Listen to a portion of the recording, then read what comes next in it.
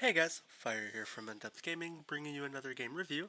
This time we're checking out Seeds of Resilience. This game was developed by Goblins Studio and published by Forever Entertainment SA and released back on November 25th, 2020 for a price of $13.99. If you do want to pick the game up, we'll have a link down in the description, but let's dive into the game a little bit. I'm booting the game up on a brand new account just to kind of showcase the beginning of the game and let you kind of know what it is.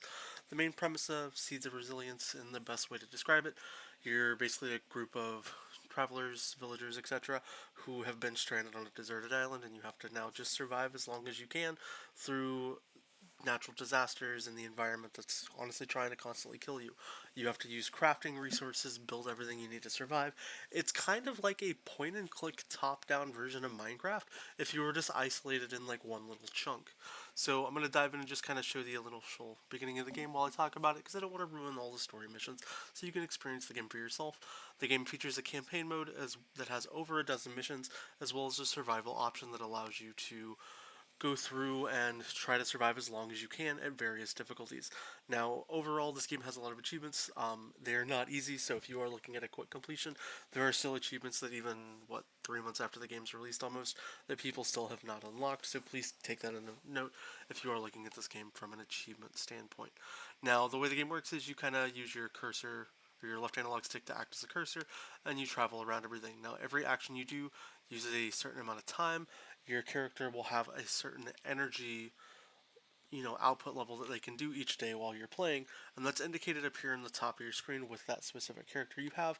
The green bar is kind of their energy. It's basically the stamina that they have throughout the day, and you have to kind of complete everything prior to them dying. You have to take care of them, and they will start to get weak, get less energy, and have less, real momentum to get through the day and complete tasks if you're not taking care of them.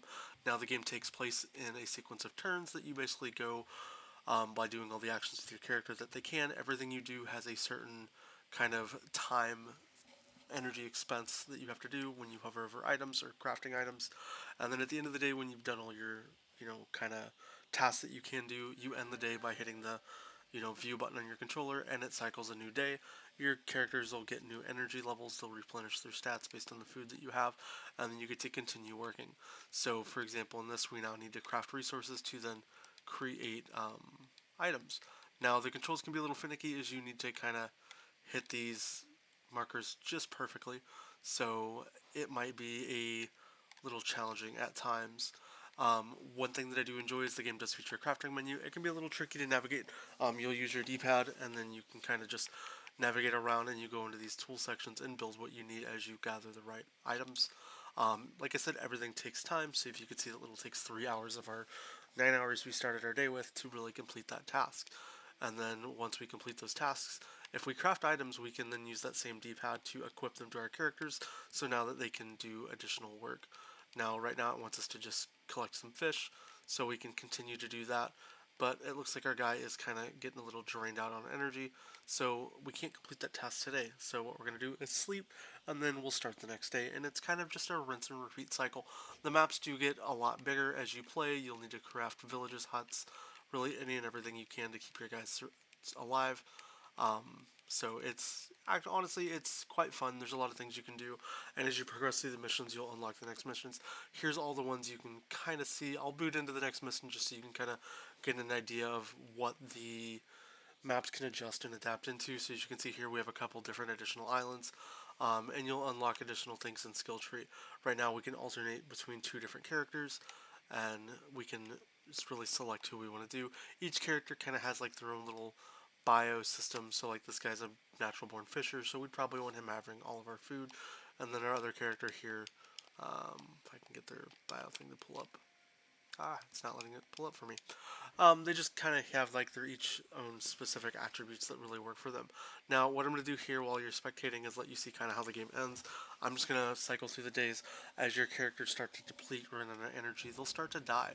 And once all your characters die, game over. It's just survive as long as you can in the storyline. Try to complete all the missions the best you can to hit those conditions. So, for like this next mission, you have to learn about building shelters, and the game just kind of teaches you how to play it as you go.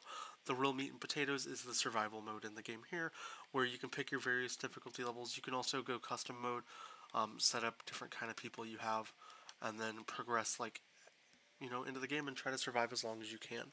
As you play through the campaign, you'll start to unlock additional characters to play as well.